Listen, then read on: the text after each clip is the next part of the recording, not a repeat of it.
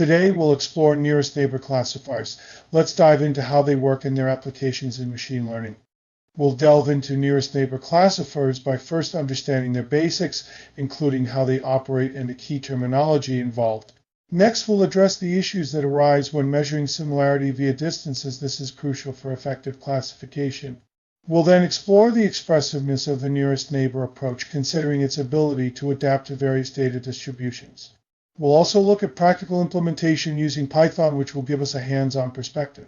Finally, we'll discuss the characteristics of nearest neighbor classifiers, weighing their pros and cons to understand their applicability in different scenarios. This comprehensive overview will set the stage for deeper insights into using these classifiers effectively. The basic idea behind nearest neighbor classifiers is beautifully illustrated by the phrase, "If it walks like a duck, quacks like a duck, then it's probably a duck." This concept emphasizes classification based on similarity. Here, we compute the distance between a test record like our duck and various training records. By measuring these distances, we can choose the k nearest records that resemble a test record. This method relies on the assumption that similar instances exist in close proximity within the feature space. The classification is then determined by the majority class among these nearest neighbors. This approach is intuitive and mirrors human decision-making, making it a versatile tool for various pattern recognition tasks. Instant-based classifiers are a key concept in machine learning. Let's start with the rote learner, which memorizes training data and assigns classifications only when there's an exact match with a training example. This approach lacks generalization, making it less flexible. In contrast, the nearest neighbor method uses the k closest points or nearest neighbors for classification. This technique, known as k nearest neighbors or neighbors, effectively generalizes by considering similar but not identical instances. This allows it to adapt better to new data. It's important to note that nearest neighbor classifiers are often used interchangeably with instant-based methods due to the reliance on specific data points for making decisions. This approach balances memorization with generalization, improving its applicability across different data sets. Here's a practical example of the nearest neighbor approach. We have a graph plotting antenna length against abdomen length for two classes, katydids and grasshoppers. Each point represents a known instance with red squares for katydids and blue circles for grasshoppers. A new unseen instance is depicted by the purple square. By calculating the distance to the nearest known instances, we determine its classification. If the closest instance is a katydid, the new instance is classified as a katydid. Otherwise, it's classified as a grasshopper. This example demonstrates how nearest neighbor classifiers rely on proximity within the feature space to make decisions, effectively using similarity to predict the category data. To effectively use the nearest neighbor method, three key components are essential. First, the set of stored training records acts as the reference for comparison. Second, a distance metric such as Euclidean distance helps measure similarity between records. Lastly, the number of nearest neighbors denoted as k determines how many instances influence the classification decision. For classifying an unknown record, the process involves computing the distance from this record to each training example. After identifying the k nearest neighbors, the classification is determined using either a majority vote or a weighted vote among these neighbors. This systematic approach ensures that the classification is based on the most similar instances, leveraging both distance metrics and neighbor count to improve accuracy and reliability. Nearest neighbor is known as a lazy learner. Unlike eager learners, which build models from training data upfront, lazy learners defer this work until testing. They store the training data without forming an explicit model. During the learning phase, the data is merely stored. When it comes to the testing phase, all computation happens as the instance is classified. This means there isn't an explicit model. Instead, the classification relies on the stored data and the chosen distance metrics. This approach allows for flexibility in handling new data, but can be computationally intensive during the classification process, especially with large data sets. It highlights the trade-off between upfront model building and deferred computation, offering unique advantages in various scenarios. When measuring similarity, several issues can arise. Irrelevant and redundant features are problematic because they can distort the similarity metric. It's crucial to use feature selection to remove these unnecessary features. Different scales and ranges among features also pose a challenge. Normalizing features ensures that each one contributes equally to the distance calculations. Additionally, differing feature importance can be an issue as similarity metrics typically weight all features equally. Addressing these concerns is vital for accurate classification, ensuring that the nearest neighbor approach remains effective and reliable. This highlights the importance of pre-processing data to enhance the performance of instance-based classifiers. Assessing similarity can be quite challenging. In the top images, a computer might see two nearly identical pictures of Homer Simpson, but humans can spot subtle differences and potential flaws.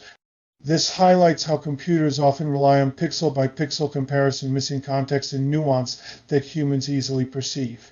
In the bottom images, although they appear superficially different from the first, humans can recognize the underlying similarity due to shared characteristics. This discrepancy underscores the complexity of teaching machines to perceive similarity as humans do, emphasizing the limitations of current algorithms and the need for more sophisticated approaches to mimic human-like understanding.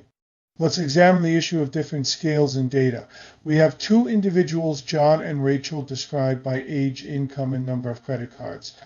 To determine closeness, we use Euclidean distance, which involves the square root of the sum of squared differences across these features.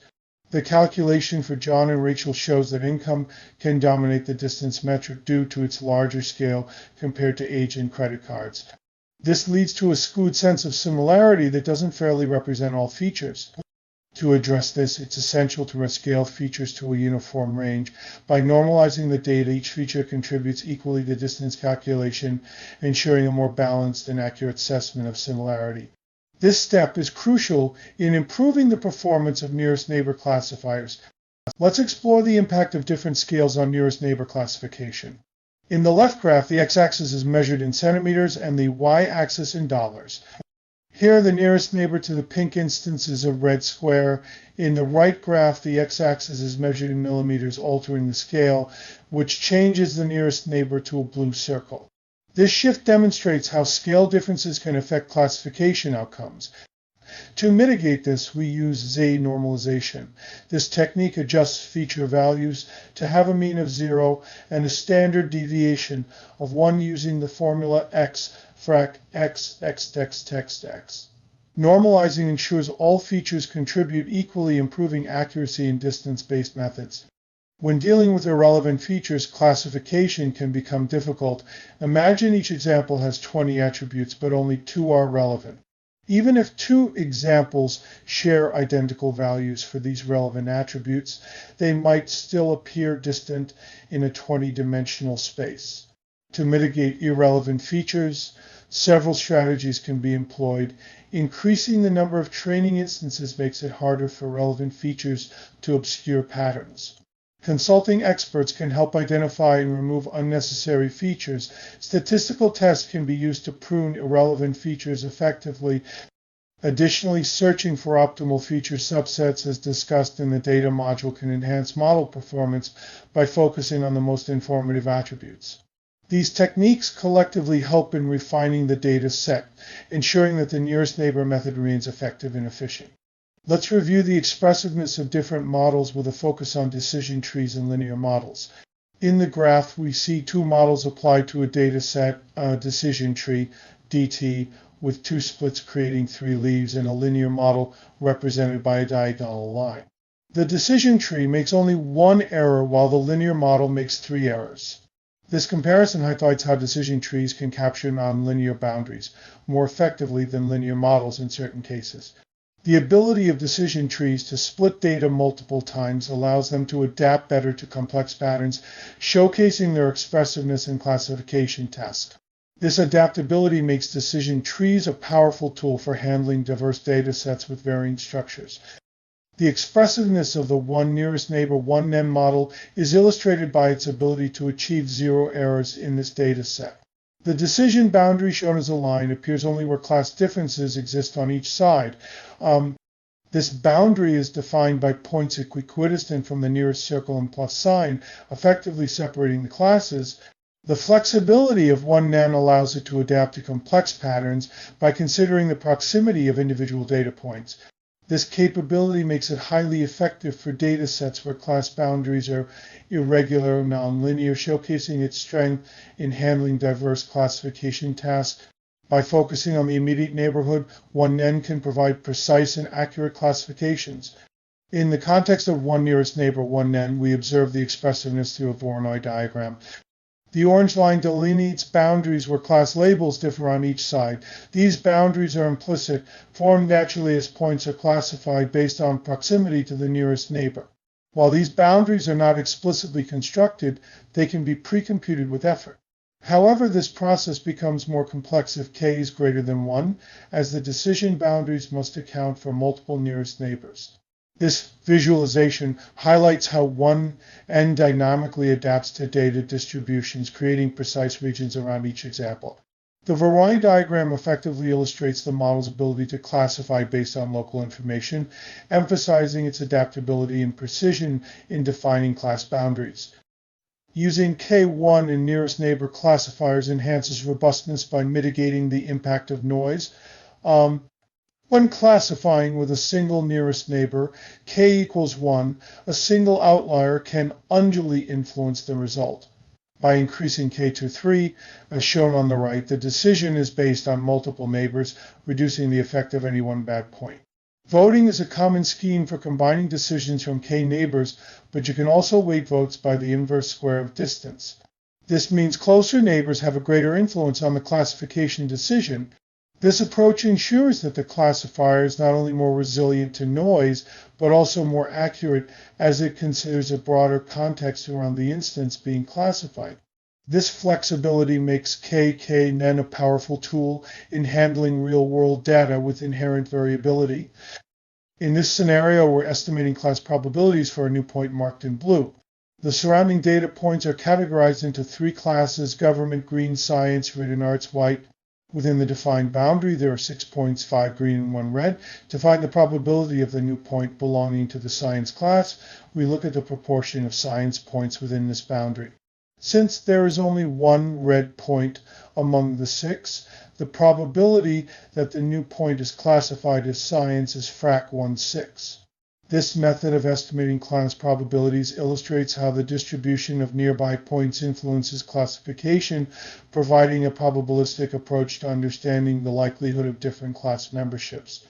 Nearest neighbor methods can be effectively used for regression tasks where the goal is to predict numerical values. To do this, we consider the k nearest neighbors of a test instance. One approach is to take the average or median of these neighbors' values. Additionally, we can improve prediction accuracy by weighting these values. This is done using the inverse square of their distance from the test instance, giving more influence to closer neighbors. This technique allows the model to make informed predictions based on the proximity and relevance of neighboring data points, providing a flexible and intuitive method for handling regression problems. Here's how we apply the nearest neighbor algorithm using Python with varying k values.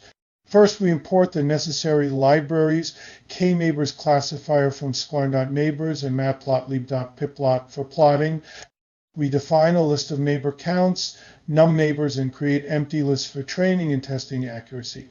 The loop iterates over each k value. For each iteration, we initialize the classifier with k neighbors classifier, specifying the number of neighbors and using the Minkowski distance with p equals 2, equivalent to Euclidean distance. We fit the classifier to the training data, xtrain and ytrain. Predictions are made on both a training set and a separate test set, xtest. We calculate and store the accuracy for both sets. Finally, we plot the training and testing accuracy against the number of neighbors, allowing us to visualize how accuracy changes with different k values. This practical application helps in understanding the impact of k on model performance. In this practical application of the nearest neighbor algorithm, we observe that the test set performance peaks at 20 nearest neighbors, while the training set performance is optimal at k equals 1. The training accuracy is highest with k equals 1 because the model perfectly memorizes the training data, classifying each point based on its nearest neighbor, which is itself. This leads to overfitting where the model performs exceptionally on training data but may not generalize well. As k increases, the model considers more neighbors, smoothing out noise and improving generalization, which is why test accuracy improves up to a point. This balance between overfitting and generalization is crucial for optimal performance, illustrating the importance of selecting an appropriate k value based on data characteristics. In summarizing k nearest neighbors KNN, let's look at the pros and cons. Pros. Quick training is a key advantage as KNN ends a learner that doesn't build a model up front. It's easy to explain and justify decisions, providing transparency. When K1, the algorithm is robust to noise, enhancing reliability. K and N is very expressive, capable of forming complex decision boundaries. It can also handle regression tasks, extending its versatility.